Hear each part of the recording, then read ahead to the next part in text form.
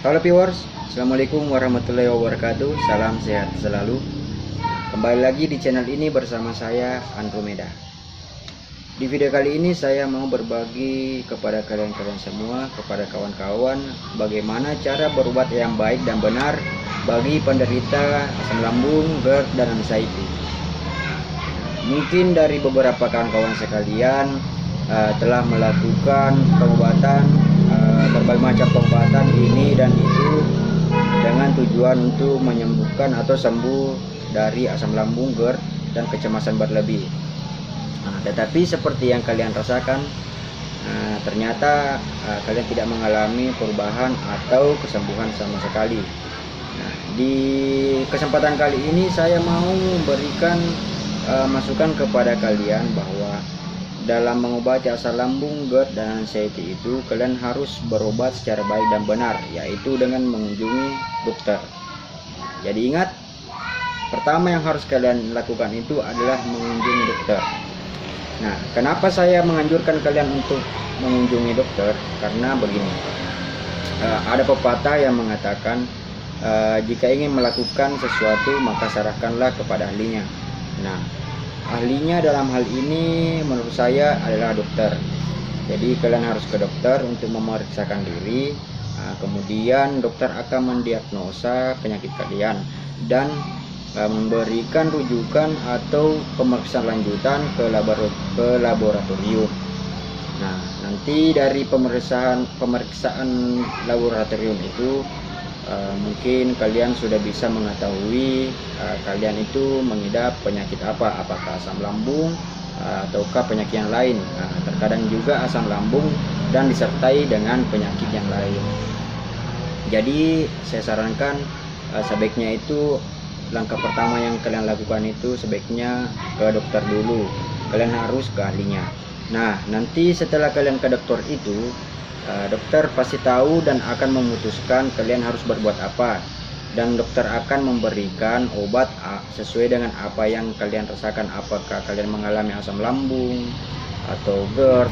Nah, kalian itu akan diberikan obat oleh dokter sesuai dengan hasil pemeriksaan atau sesuai dengan hasil diagnosa dokter itu sendiri. Setelah kalian melakukan pemeriksaan, tentunya dokter akan memberikan obat sesuai dengan penyakit asam lambung kalian jika memang kalian mengalami penyakit asam lambung, dan dokter juga akan memberikan obat sesuai dengan kecemasan yang kalian berikan. Setelah kalian melakukan pemeriksaan dan ternyata kalian telah melakukan anjuran dokter tersebut, tetapi kalian belum merasa puas dan belum merasakan perubahan sama sekali, kalian itu sudah bisa melakukan alternatif yang lain.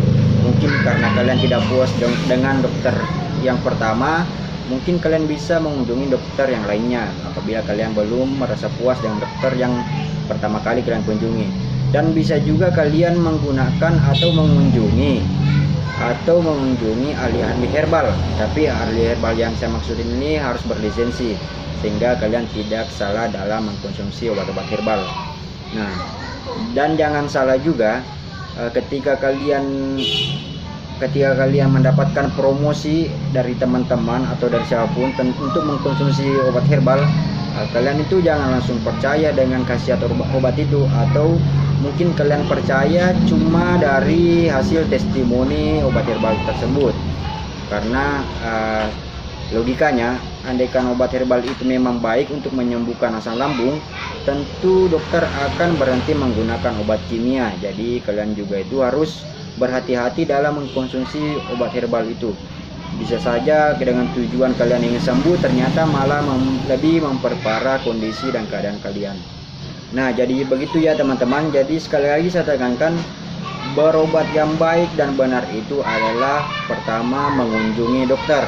Nah, setelah kalian mengunjungi dokter dan kalian diberikan obat sesuai dengan penyakit kalian, maka konsumsilah obat itu sesuai dengan aturan dan anjuran dokter.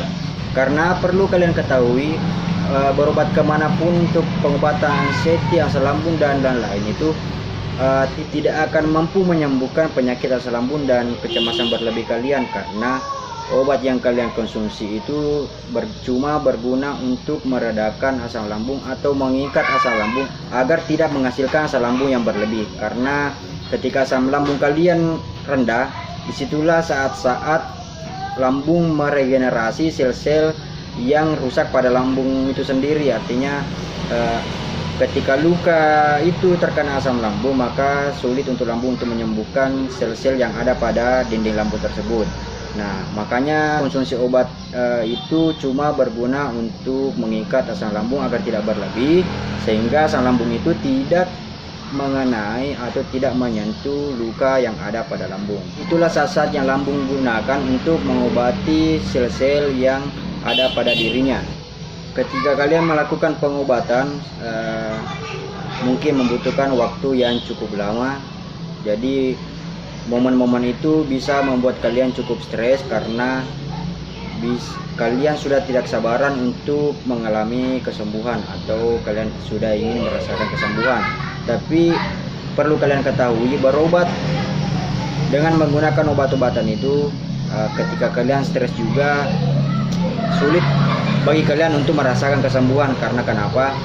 Walaupun kalian mengkonsumsi obat untuk mengikat asam lambung itu sendiri agar tidak berproduksi lebih banyak, tetapi jika kalian stres itu, kalaupun kalian sudah minum obat tetapi kalian merasa stres, tentu asam lambung itu akan menyemprot sendiri dan akan menimbulkan atau menghasilkan asam lambung yang berlebih lagi.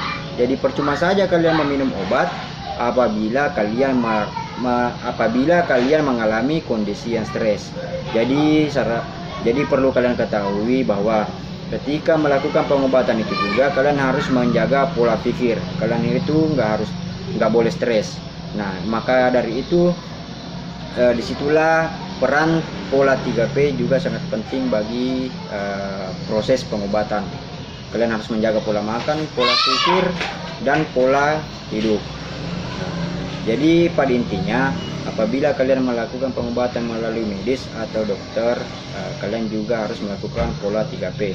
Dan begitu pula jika kalian melakukan pengobatan dengan pengobatan herbal, kalian juga harus melakukan pola 3P dengan baik agar proses penyembuhan kalian itu bisa berjalan baik dan benar. Mungkin cukup sekian yang bisa saya sampaikan. Apabila video ini berguna, jangan lupa tekan like, subscribe, dan share agar video ini bisa lebih berguna bagi orang yang banyak. Di akhir kata saya ucapkan terima kasih. Assalamualaikum dan salam sehat.